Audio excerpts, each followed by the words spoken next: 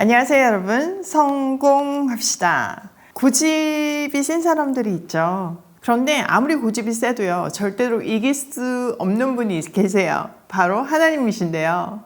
우리는 고집을 부려봤자 아무리 길어도 100년이지만요, 하나님은 영원한 하나님이세요. 그러니까 어쨌든 기간부터 잽이 안 되는데, 이럴 경우에는 어떻게 해야 되는가, 어떤 것이 베스트 웨이인가 한번 본문을 통해서 알아보도록 할게요. 1절, 주님께서 모세에게 말씀하셨다. 너는 바로에게 가거라. 그와 그 신하들이 고집을 부리게 한 것은 나다. 이것은 내가 그들이 보는 앞에서 나의 온갖 이적을 보여주려고 그렇게 한 것이다. 그뿐 아니라 내가 이집트 사람들을 어떻게 벌하였는지를, 그리고 내가 그들에게 어떤 이적을 보여주었는지를 내가 내 자손에게도 알리게 하려고, 또 내가 주님임을 너희에게 가르치려고 그렇게 한 것이다. 자, 하나님께서 10가지 재앙을 왜 보여주고 계신지를 아주 명확하게 정리해주고 계세요. 먼저 하나님이 그들을 고집 부리게 하는 것은 그냥 마음을 딱 붙잡아서 돌이키지 않게 하는 것이 아니라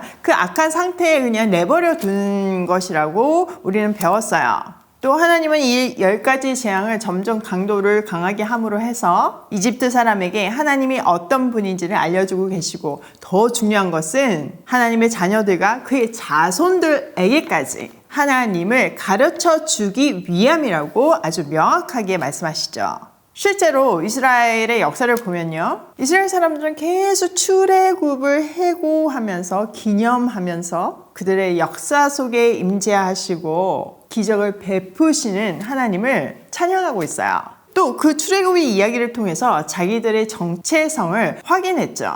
이스라엘 백성들이 역사 속에서 수많은 고난을 경험하고 급기야 나라가 망하는 엄청난 일을 겪었지만요, 그들이 다시 일어설 수 있고 재건할 수 있었던 것은 불가능한 상황 속에서도 크신 능력으로 이끌어내신 전능하신 출애굽의 하나님을 의지했기 때문이에요. 그래서 바벨론 포로들이 돌아오는 것을 제2의 출애굽이라고 표현하고 있잖아요.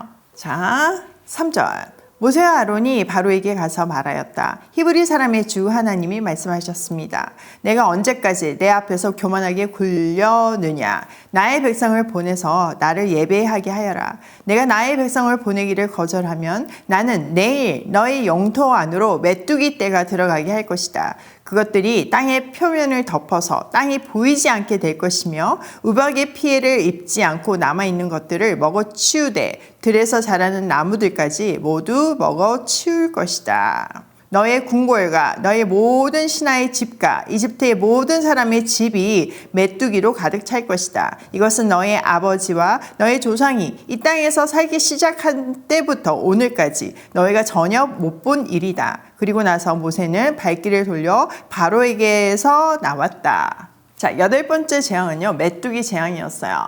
메뚜기는요, 사실 인류를 괴롭히는 가장 두려운 재앙 중에 하나예요. 그러니까 역사적인 기록에 보면요, 1899년에 홍해에 나타난 메뚜기는요 5,000제곱킬로미터나 됐고요, 1제곱킬로미터 속에 있던 메뚜기의 양은요 4,700마리 정도로 관측되었어요. 1957년 소말리아에도 160억 마리로 추정되는 메뚜기 떼가 등장했죠. 진짜 상상을 초월하는 규모예요.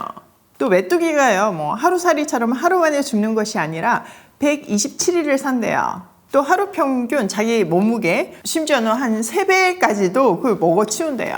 사실 우리가 보는 메뚜기는 그렇게 엄청나게 무섭게 안 보이잖아요. 그런데 이 메뚜기 떼가 기후 조건이 딱 맞으면요, 엄청난 속도로, 진짜 무서운 속도로 번식을 하고요, 완전 지나가는 데마다 휩쓸고 가는, 폐허가 되는 엄청난 파괴력을 가진 집단으로 변한다는 연구가 있어요.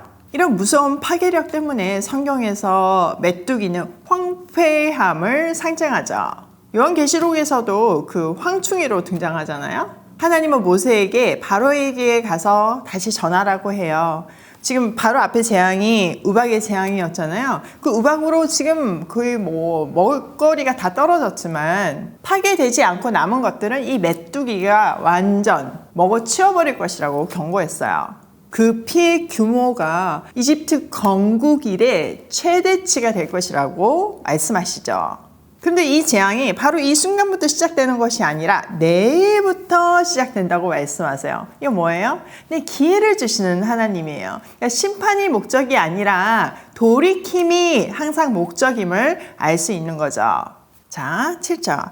바로의 신하들이 바로에게 말하였다. 언제까지 이 사람이 우리를 망하게 하는 함정이 되어야 합니까? 이 사람들을 내보내서 그들의 주 하나님을 예배하게 하심이 좋을 듯 합니다. 아직도 이집트가 망한 것을 모르고 계십니까? 자, 이번에는요, 바로의 신하들이 바로를 설득하고 있어요. 그들을 지금 빨리 예배할 수 있게 보내는 게 낫다는 거죠. 그러면서 그들이 하는 말이 뭐예요? 임금님께서는 아직도 이집트가 망하는 것을 모르고 계십니까? 라고 반문해요. 바로의 영적인 눈이 얼마나 단단히 닫혀 있는지를 보여주는 대목이죠. 신하들의 눈에는 보이는 것들이 바로의 눈에는 그 강팍한 마음에는 보이지 않는 거예요. 너무 불쌍한 상태예요. 이 바로 한 사람 때문에 지금 이집트 온 백성이 죽어가고 있잖아요. 보다 못한 신하들이 그를 말리기 시작한 거예요. 그러니까 리더십에 깨어있음이 정말 중요한 거죠. 자, 8절. 모세와 아론이 다시 바로에게 불려갔다. 바로가 그들에게 말하였다. 너희는 가서 주 너희의 하나님께 예배하여라. 그런데 갈 사람은 누구냐? 모세가 대답하였다. 우리 모두가 주님의 절기를 지켜야 하므로 어린아이와 노인들을 비롯하여 우리의 아들과 딸들을 다 데리고 가야 하며 우리의 양과 소도 몰고 가야 합니다. 바로가 그들에게 호통쳤다. 그래, 어디 다 데리고 가봐라. 너희와 함께 있는 너희의 주가 나를 감동시켜서 너희와 너희 아이들을 함께 보내게 할 것 같으냐? 어림없다. 너희가 지금 속으로 악한 음모를 꾸미고 있음이 분명하다. 그렇게는 안 된다. 가려면 너희 장정들이나 가서 너희 주에게 예배를 드려라. 너희가 처음부터 바란 것이 그것이 아니더냐? 이렇게 해서 그들은 바로 앞에서 쫓겨났다. 자, 신하들이 막 바로를 설득하니까 다시 모세와 아론이 바로 앞으로 불려왔어요. 바로는 그들에게 그래, 예배하러 가는 사람이 누구냐? 이렇게 물었고 모세는 어린아이까지 모두 또 양과 소도 다 몰고 가야 된다고 얘기했어요. 이 말은 우리가 출애굽해서 다시 돌아오지 않을 것이라는 그 내용이 그냥 함축되어 있는 거죠. 바로가 그걸 모르겠어요. 그러니까 막 호통을 치죠. 그러면서 장정들만 나가서 예배하라고 해요. 이 말에는 또 뭐가 숨겨져 있어요? 아이들을 인질로 다시 돌아오게끔 하려는 거죠.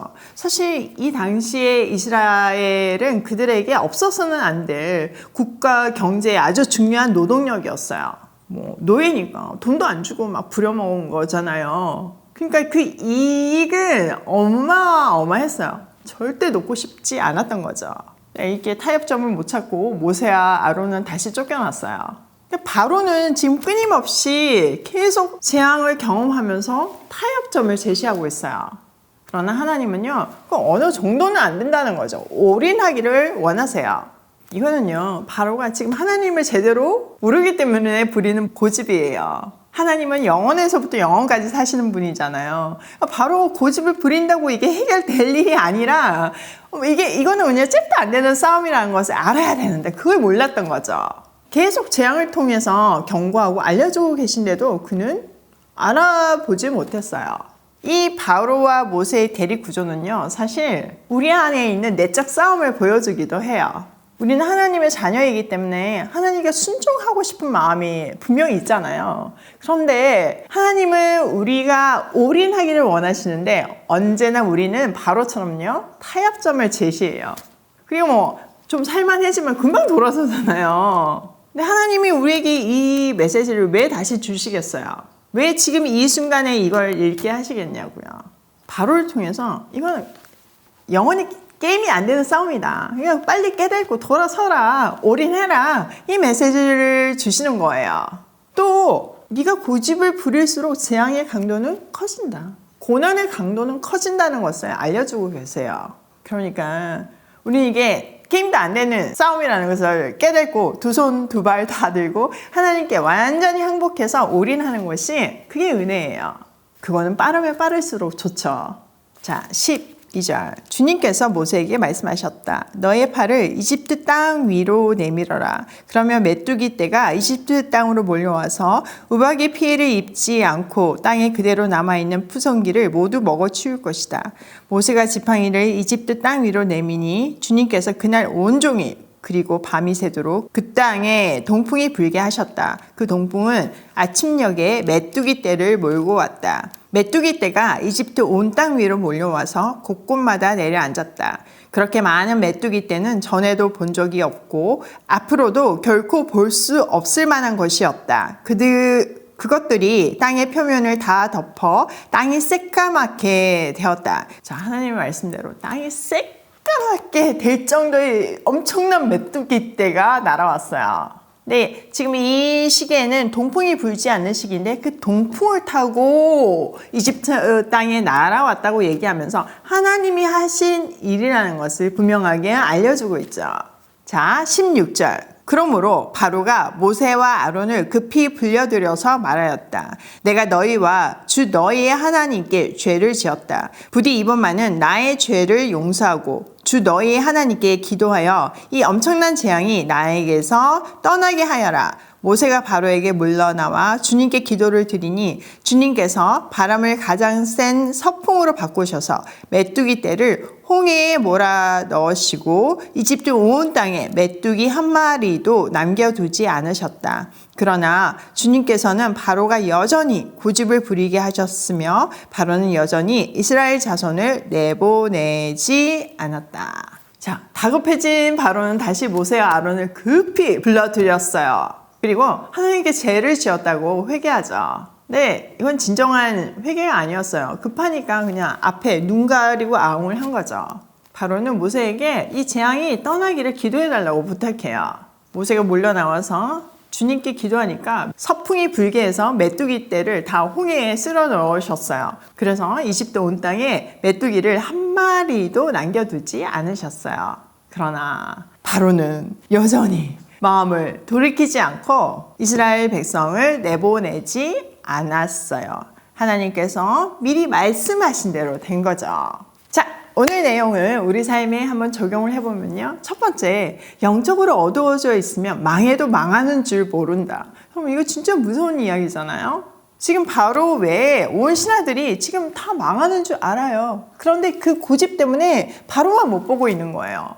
이런 불순종과 불신앙과 영적인 어두움이 우리 마음에는 절대로 없었으면 좋겠어요.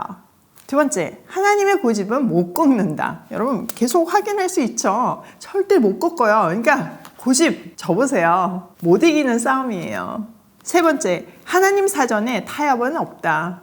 타협점 제시해봤자 우리 손해예요. 그 훈련 기간만 늘어나고요. 고난의 강도만 강해질 뿐이에요. 하나님은 하나님의 계획을 완벽하게 이루시는데 그 계획 안에는 우리의 성숙이 포함되어 있어요. 우리를 자녀 삼으시고 하나님의 자녀답게 사는 것이 하나님의 계획이고 그 모든 과정을 통해서 세상에 복음을 전하게 하시잖아요. 지금 계속 확인하지만 하나님 사전에는 타협이 없어요. 진짜 없다니까요. 그러니까 이 점을 확실히 아시고 더 이상 타협점을 제시하는 우리가 아니라 온전히 순종하는 우리가 되기로 해요. 오늘도 영적으로 어두워지지 않기를 소망하며 하나님 사전에 타협이 없음을 확인하며 고고싱해요.